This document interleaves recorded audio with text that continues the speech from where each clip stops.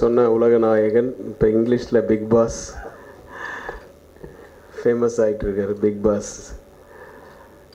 அவருடைய ராசிக்கரங்களால் ராசியான இடம் இது. இதில் ஒரு புது ஸ்டுடியோ திறந்திருக்காங்க. லேட்டஸ்ட் டெக்னாலஜியில் என்ன மேக்ஸிமம் என்ன எக்யூப்மெண்ட்டெல்லாம் கொண்டு வந்து டம்ப் பண்ண முடியுமோ அதெல்லாம் பண்ணிவிட்டு த ஃபைனஸ்ட் டியூனிங்களோட மிஸ்டர் ரசூல் குட்டியை வச்சு எல்லாம் செட் பண்ணியிருக்காங்க. ஸோ ஐ திங்க் இந்தியாவிலே த பெஸ்ட் டப்பிங் ஸ்டுடியோவாக அது வரணும்னு நினைக்கிறேன். எனக்கு தெரிஞ்சு ஒரு அளவுக்கு தான் நான் வந்து டெக்னிக்கலாக பேசினேன் அவர்கிட்ட, ரசூல் சார்கிட்ட. இப்போ இந்த டால்பி அட்மாஸுக்கு அப்புறமா ஏதோ ஒன்று வந்திருக்கு அப்படின்னு சொல்லி சொன்னார்.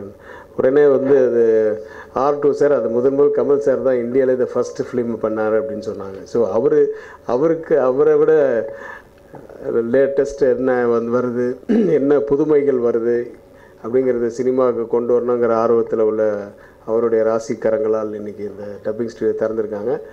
அதுவும் இல்லாமல் அந்த ராசிக்கரங்களால் மட்டும் இல்லாமல் அவருடைய ஸ்பீச்சு ஒன்று டப் பண்ணாங்க இன்றைக்கி.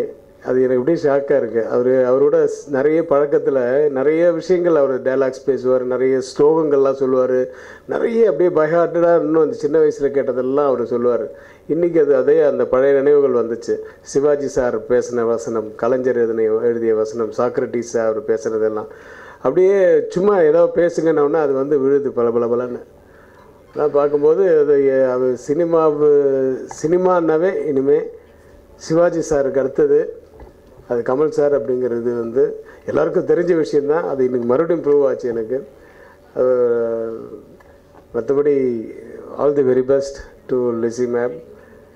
இது வந்து மிகப்பெரிய பேரும் புகழும் அடைய, பணமும் வர, இன்னும் மேலும் பல ஸ்டுடியோக்கள் அவங்க திறக்கணும், சினிமாவுக்கும் நிறைய செய்யணும் அப்படின்னு வேண்டிக்கிட்டு அவங்கள விஷ் பண்ணுறேன். தேங்க்யூ.